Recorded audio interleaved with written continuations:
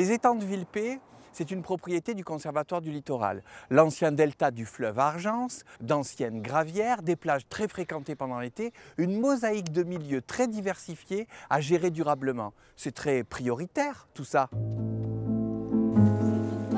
Derrière la plage de Fréjus, très fréquentée pendant l'été, subsiste un confetti d'espaces naturels entouré par les campings et l'urbanisation.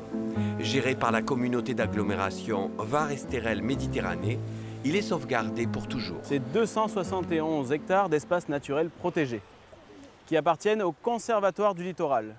Le Conservatoire du littoral, sa mission, c'est de préserver les milieux naturels et de les transmettre aux générations futures. Vaste d'expansion lors des inondations, les étangs de Villepée sont une zone fragile, mais essentielle pour la biodiversité. La variété des milieux humides est source de vie, d'autant plus avec un contact entre l'eau salée et l'eau douce. Une connexion entre la mer Méditerranée et les étangs de Villepée. Donc ça a un nom spécifique, ça s'appelle un gros GRAU, et c'est le passage entre la mer Méditerranée et la première masse d'eau que l'on trouve sur les étangs de Villepée, qui est une lagune. Et comme nous sommes avec la mer Méditerranée, c'est une lagune méditerranéenne. C'est très très rare au niveau de l'échelle européenne.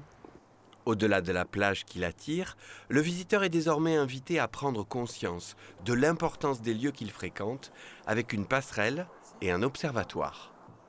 Cette passerelle qui fait 165 mètres et puis cet observatoire avec deux étages, un étage qui permet de voir la faune de façon un peu discrète et puis l'étage supérieur qui permet de resituer le site dans son environnement immédiat et plus lointain avec les autres espaces qui l'entourent, les petites morts d'un côté, le massif de l'Estérel de l'autre, le rocher de Roquebrune au fond et la mer. Avec la fréquentation, la création et le maintien du cordon dunaire est un enjeu primordial. Le piétinement va être terrible pour toutes les plantes qui sont présentes, qui sont des plantes relativement rares, fragiles, sensibles, mais qui ont une très grande fonction qui est de permettre la fixation justement de ce sable qui est transporté et bloqué temporairement par les ganivelles. Dès le mois d'avril, les impératifs touristiques vont pourtant prendre le pas sur la nature. Les bois flottés vont être débarrassés pour proposer le plus de mètres carrés possible aux serviettes de bain. Ces bois vont avoir une grande fonction sur la fixation du sable. Ça va permettre effectivement aux plages de pouvoir être relativement solides vis-à-vis des assauts de la mer quand des grandes vagues viennent taper sur la plage et emporter du sable. Le bois va casser cette énergie et va maintenir le sable en place. Donc enlever ce bois, c'est finalement favoriser l'érosion de nos plages.